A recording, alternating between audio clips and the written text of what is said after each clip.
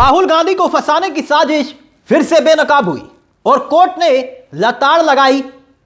Back to back कई headlines आपके सामने, आपकी स्क्रीन पर देखिए। यकीनन ये खबरें आप तक पहुंची नहीं होंगी या पहुंचाई गई नहीं होंगी। क्यों? क्योंकि इस खबर को दबा दिया गया। क्यों? क्योंकि जब बात राहुल गांधी पर कानूनी कार्रवाई की होती है तो दिखाया जाता है, लेकिन कानूनी जीत की होती है तो छिपाया जाता है। ऐसी ही खबरों को अक्सर दबा दिया जाता है और इस बार भी कुछ ऐसा ही हुआ। खबर क्या है? कोर्ट में हुआ क्या? याचिका क्या थी? और जिस पर कोर्ट ने नाराजगी जताते हुए बताया कि नेवर। आपको सिलसिलेवार तरीके से दिखाएंगे हर एक खबर। नमस्कार, मैं हूं आपके साथ तिलक चावला। सबसे पहले ये हेडलाइंस देखिए। राहुल गांधी की सांसदी को चुनौती देने वाली याचिका हाई कोर्ट ने की खारिज। कहा सजा पर 2023 में ही लग चुकी है रोक। अगली हेडलाइंस देखिए। हाई कोर्ट ने रायबरेली से राहुल गांधी के लोकसभा चुनाव को चुनौती देने वाली याचिका को खारिज किया।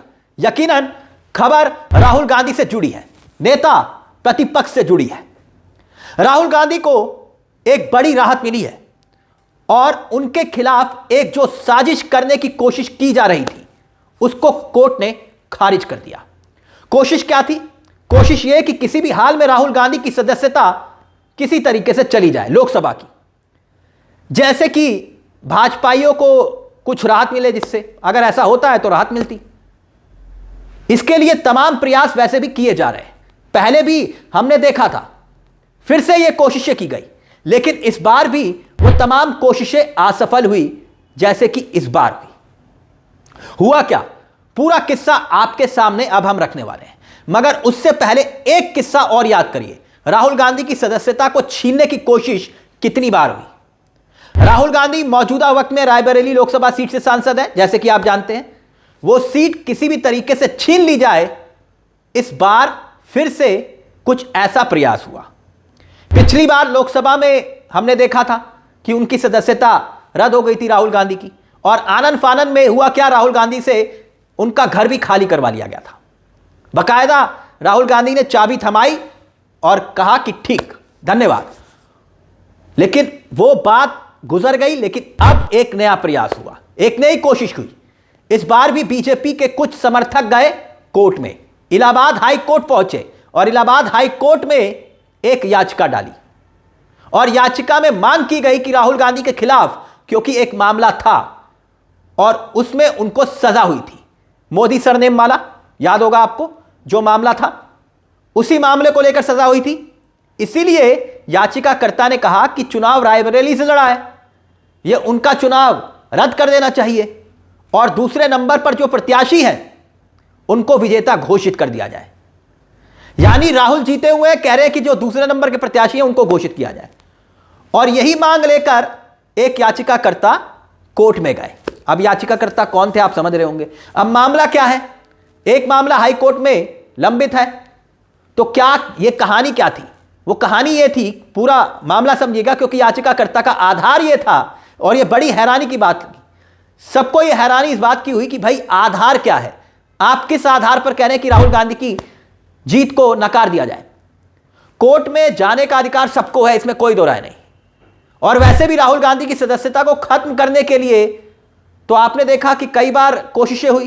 गुजरात की एक अदालत से सरनेम वाले केस में राहुल गांधी को सजा मिली थी और इसीलिए सांसद के रूप में वो अयोग्य करार हुए थे।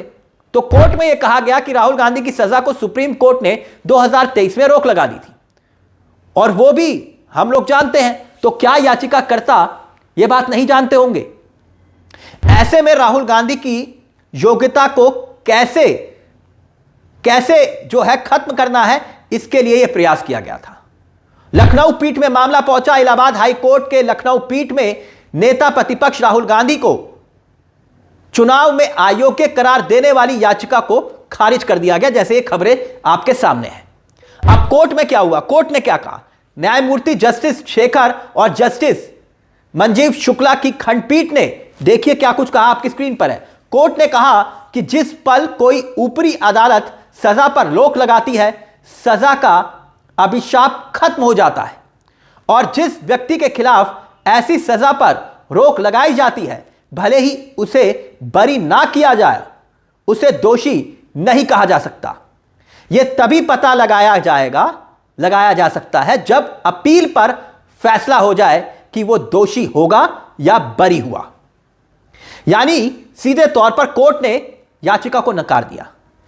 यानी याचिकाकर्ता ने कहा कि राहुल गांधी के खिलाफ जो मुकदमा दायर किया गया था, उसी आधार पर मांग की गई कि राहुल गांधी की यह सदस्यता को रद्द किया जाए, जो कि रायबरेली से लोकसभा में इस वक्त चुनाव जीत कर आए, और उनके खिलाफ जो याचिका थी उसमें सजा का जिक्र किया गया, लेकिन उसके बावजूद भी उनको चुनाव लड़ने का अधिकार नहीं है, इस याचिका में यह कहा गया और यह बात कही गई। और इसी पर सवाल उठा कि भाई, जब सुप्रीम कोर्ट ने राहुल गांधी के खिलाफ स्टे दे दिया तो अब आप यह मामला कहां से ले आए। खैर, अब यह बात तो आप जानते हैं कि मामला खत्म हुआ और राहुल गांधी जो है, उनकी सांसदी जो है, वो एक बार फिर से छीनने की कोशिश की गई। ये मामला तो यही बताता है, साजिश बेनकाब हुई। वैसे देखिए, राहुल गांधी जब से नेता प्रतिपक्ष बने हैं, आपने देखा होगा कि कई ऐसे मुद्दे हैं Rahul Gandhi back to back उठा रहे हैं और एग्रेसिव मूड में उठा रहे हैं। आपने देखा होगा कि बहुत लंबे अरसे के बाद कोई नेता अपना मुद्दा लेकर आया है, वोट चोरी का मुद्दा। अब मोदी जी के दौर को याद करिए, जब विपक्ष में थे, वो अपना कोई मुद्दा लेकर नहीं आए थे, लेकिन राहुल गांधी अपना मुद्दा लेकर आए, यानी राजनीति में जोखिम ले रहे हैं। अब इसी से ही बीजेपी को परेशानी हो रही है, राहुल गांधी को घेरने की कोशिश हो रही है। कभी कहा जाता है व्यवहार ठीक नहीं है, आचरण ठीक नहीं है, इसलिए उनके खिलाफ कार्रवाई की जाए, और इस तरह से कई बार मुद्दों को उठाया गया, अदालत पहुंचा गया।